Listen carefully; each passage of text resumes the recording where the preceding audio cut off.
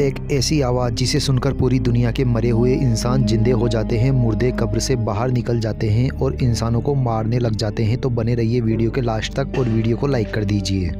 कहानी की शुरुआत में हमें एक ओल्ड मैन मैनर को दिखाते हुए होती है। यह बहुत ज़्यादा उदास था क्योंकि इसके ग्रैंडसन की मौत हो गई थी। इसे अपने ग्रैंडसन के मरने का दुख तो था ही साथ उसे अपनी बेटी की भी फिक्र थी। वह एक माँ थी, उसने कैसे इतना बड़ा गम सहा होगा। यह उससे मिलने के लिए उसके पास भी जाता है, मगर एना उसके साथ अपनी फीलिंग शेयर नहीं करती। वह ऐसे बर्ताव करती है जैसे कुछ हुआ ही ना हो। फिर वह अपने डैड के लिए नाश्ता बनाकर एना काम पर चली जाती है।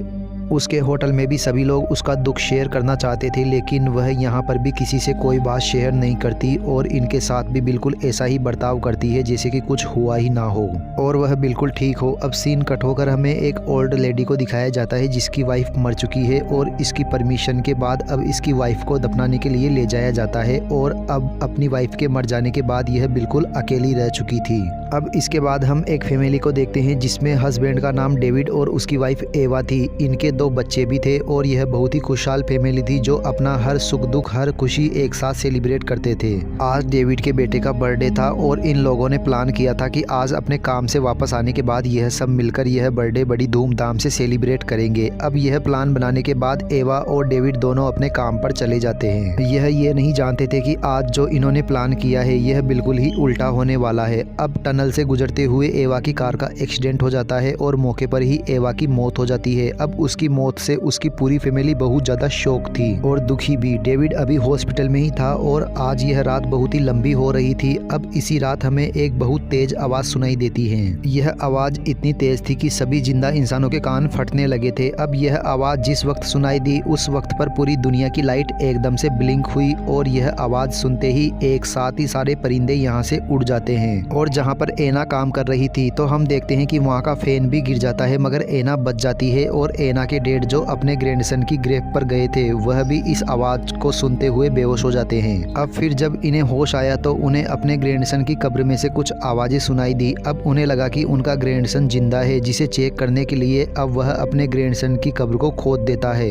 अब वह कब्र के अंदर जिंदा है कि नहीं यह तो हमें नहीं दिखाया जाता, मगर हमें इस ओल्ड मैन का हैरान और परेशान चेहरा दिखाया जाता है। अब यह सीन यहीं कट होकर हमें उधर उस बूढ़ी औरत को दिखाया जाता है जिसकी अभी वाइफ एक दिन पहले ही मरी है। अपनी वाइफ के बगैर अब यह बिल्कुल अकेली रह चुकी थी। यह उसकी याद में रो रही थी कि अचानक उसे भी अपने घर के बाहर एक आवाज़ सुनाई देती है और जब यह बाहर चेक करने जाती है तो यह देखकर हैरान हो गई कि घर के बाहर और कोई नहीं बल्कि उसकी वाइफ ही थी। इसे अपनी आंखों पर यकीन नहीं आया, इसलिए वह अपनी वाइफ को गले लगा लेती है। अब यह सीन यहीं कट होकर हमें हॉस्पिटल का सीन दिखाया जाता है जहां पर डेविड अभी अपनी वाइफ की मौत पर रो रहा था। अब एकदम से उसे ऐसा लगा कि जैसे एवा ने अपना हाथ हिलाया। यह देखकर वह चौंक गया और जाकर डॉक्टर को बुलाने गया। अब डॉक्टर के चेक करने पर उन्हें मालूम हुआ कि एवा वापस जिंदा हो गई है, मगर अभी भी उसके दिल की धड़कन बहुत ही कम है। इस चीज से वह बहुत ज्यादा शौक है। वह घर पर आकर अपने बच्चों को भी बताता है कि पहले उनकी मॉम मर गई थी लेकिन अचानक से फिर उनकी मॉम वापस जिंदा हो गई और अब डॉक्टर का कहना है कि उनके दिल की धड़कन बहुत कम है, इसलिए डॉक्टर ने उसको अपने पास रखा है। डॉक्टर भी इस चीज को एक्सप्लेन नहीं कर पा रहे थे कि आखिर एवा वापस जिंदा कैसे हुई। अब यह सीन यहीं कट होकर दूसरी तरफ हमें एना को देखते हैं जिसका बेटा मर चुका है। यह अपने बेटे का दुख अपने अंदर रखकर यह बहुत ज्यादा थक चुकी थी। अब यह अपने इस दुख के साथ और जिंदा नहीं रहना चाहती थी। यह अपने बाथरूम में जाकर जोर से चीख मारती है और अब यह फैसला करती है कि अब यह भी जिंदा नहीं रहेगी और वह भी अपनी जान दे देगी। यह सोचते हुए यह एक प्लास्टिक रेप से अपना मुंह रेप कर लेती है। अब इससे पहले कि यह मर जाती उससे पहले ही इसके डैड यहाँ आकर इसके मुंह से रेप उतार कर उसे बचा लेते हैं। असल में इसके डैड इसके बेटे को कब्र से निकाल लाए थे जो कि अब जिंदा हैं और यही बात यह अपनी बेटी को बताने आए थे। वह अपनी बेटी का हाथ पकड़कर उसे उसके बेटे के रूम में ले जाते हैं जहाँ पर वह अपने बेटे को जिंदा देखकर बहुत ज्यादा खुश थी। अब यह जितने भी मरे हुए लोग जिंदा हुए थे यह दिखने में भी और हरकतों में भी काफी अजीब थे। एवा जो कार एक्सीडेंट के बाद जिंदा हुई थी, जिस हालत में वह कार एक्सीडेंट के बाद थी वह उसी हालत में जिंदा हुई थी। वह बूढ़ी औरत जो कि एक दिन पहले ही मरी थी, इसलिए उसकी बॉडी ज्यादा खराब नहीं हुई थी सिवाय उसकी आंखों के। जबकि एना का बेटा वह तो काफी दिन पहले ही मर चुका था, इसलिए उसका शरीर काफी ज्यादा सड़ चुका था। उसके शरीर से बदबू भी आ रही थी। जब उसके ग्रैंडपा उसे घर लेकर आए थे तो उन्होंने उसे नहलाया भी, लेकिन यह स्मेल आना बंद नहीं हुई। अब एना अपने डैड से कहती है कि हमें इसे हॉस्पिटल हॉस्पिटल लेकर जाना चाहिए, इसकी हालत ठीक नहीं है। लेकिन इसके डैड मना कर देते हैं और कहते हैं कि नहीं, हम इसे हॉस्पिटल नहीं ले जा सकते क्योंकि कब्र खोदना इनलीगल है और हमने इनलीगल कब्र खोदकर इसे निकाला है। वैसे भी अगर डॉक्टर को जब यह बात पता चलेगी कि यह मर गया है और इतने दिन बाद जिंदा हुआ है तो डॉक्टर इसे बस अपने एक्सपेरिमेंट का एक पार्ट बना देंगे। अब यह बातें ही कर रहे थे कि अचानक से इनका दरवाजा बजता है। यहाँ पर पुलिस आई थी जो ऐना से उसके मरे हुए बेटे के बारे में ही पूछती है क्योंकि पुलिस को शक था कि उसके ग्रैंडपा उसको उसकी कब्र से वापस निकाल लाए हैं। पर यहाँ पर ऐना कोई जवाब नहीं देती और पुलिस ऐना की इस हालत को देखकर यहाँ से चली जाती है। खैर फिर यह रात कट जाती है और सुबह होने पर न्यूज में खबर मिलती है कि बस यही 3 लोग नहीं बल्कि पूरी दुनिया से मरे हुए लोग वापस जिंदा होने लगे हैं और बहुत से लोग तो अपनी कब्र फाड़कर खुद ही बाहर आ गए थे और बहुत से लोगों को उनकी कब्र से निकाला जा रहा था।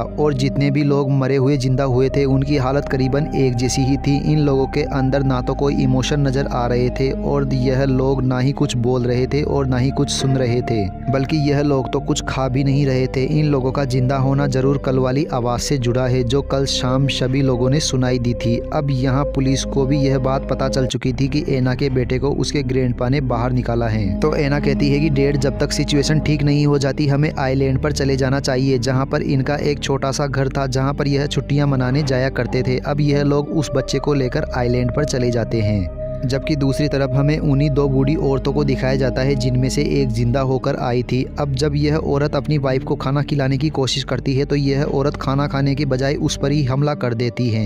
यह बात तो उसको बहुत अजीब लगी और यह भी जान गई कि सामने बैठी औरत उसकी वाइफ नहीं, मगर यह फिर भी इसे छोड़ती नहीं और इसके साथ वक्त गुजारती है। दूसरी तरफ ऐना भी अपने बेटे के सामने उसकी फेवरेट रिमोट कार लेकर आती है। यह इस कार को उसके सामने चलाते हैं मगर फिर भी इसका बेटा कोई प्रतिक्रिया नहीं देता, ना हंसता है ना दुखी होता है। अब इससे इन लोगों के अंदर भी परेशानी बढ़ जाती है।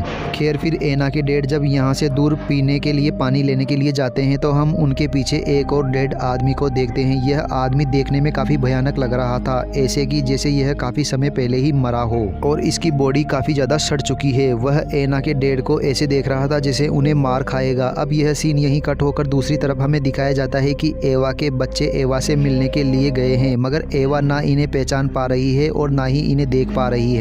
अब यहाँ पर एवा का बेटा अपनी मॉम को अपना रेबिट दिखाता है जो उसके डैड ने उसके बर्थडे पर गिफ्ट किया था। फिर एवा अपने बेटे से कुछ नहीं बोलती बल्कि उसका रेबिट पकड़कर उसे जान से मार देती है। अब यह देखकर उसके दोनों बच्चों के साथ साथ उसके हस्बैंड भी डर जाते हैं। अब एवा की बेटी यह जान चुकी थी कि यह औरत जो उनके सामने बैठी है यह इनकी मॉम तो बिल्कुल नहीं है। अब दूसरी तरफ हमें दिखाया जाता है कि ऐना को भी अब वह डेड इंसान नजर आने लगा था जो उसके डैड के पीछे हमने देखा था। ऐना इसे बहुत बुरी तरह डर गई और उसने अपने खिड़की दरवाजे सब बंद कर लिए। अब जैसे ही ऐना के डैड वापस आए तो उन्होंने उसे डेड मैन के बारे में बताया तो वह कहते हैं कि रुको, फिक्र ना करो, मैं पूछ कर आता हूँ उससे। तो ऐना अपने डैड को रोकती रह जाती है कि आप बाहर मत जाइए, मगर ऐना के डैड उसकी एक बात नहीं सुनते और बाहर जाते ही वो डेड आदमी ऐना के डैड पर हमला करके उन्हें बहुत बुरी तरीके से मार देता है। अब यह खौफनाक मंजर ऐना को इतना डरा देता है कि इसका यहाँ एक पल भी रुकना मुश्किल हो गया था। यह अपने बेटे को गोद में लिए हुए यहाँ से बोट में भाग जाती है। पानी गहरा था, इस वजह से इस डेड इंसान ने उनका पीछा नहीं किया। अब सीन कट होकर दूसरी तरफ हमें उन ओल्ड लेडीज को दिखाया जाता है जहाँ डेड ओल्ड लेडी ने अपनी जिंदा वाइफ को मार चुकी है। अब साफ हो चुका था कि यह जितने भी लोग वापस जिंदा हुए थे यह इंसानों को मार रहे थे। अब इसके पीछे क्या कारण था यह खुलकर सामने नहीं आया, शायद यह डेड लोग ज़ोंबीज बन गए थे। अब वहीं दूसरी तरफ हम ऐना को देखते हैं जो पानी के जरिए अपने बेटे को लेकर दूर जा रही थी। अब यह भी यह बात जान चुकी थी कि जो इसके पास है यह उसका बेटा नहीं बल्कि कोई और है जिसे वह आखिरी बार अपने सीने से लगाते हुए उसे पानी में छोड़ देती है।